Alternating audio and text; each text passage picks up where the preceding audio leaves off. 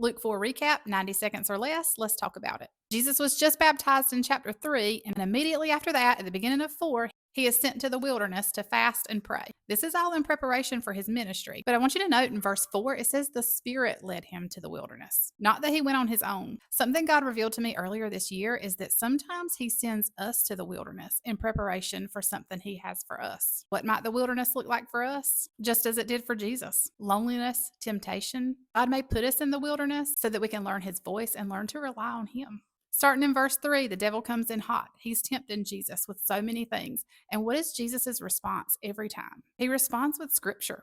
We know that the enemy is a loser, but often we think he's dumb. And that's just not the case. He knows scripture better than us. But what does Jesus do? He throws scripture at him every time, and eventually the devil leaves him alone. For now, anyways. Verse 16, we see where Jesus returns to Nazareth. Now, remember, Nazareth is where he was born and grew up. He reads from the scroll of Isaiah, pretty much says, this is what scripture says, and this is me. I'm standing right here in front of you. But all these folks had watched him grow up. They knew that he was Mary and Joseph's son, and they weren't willing to believe what he said.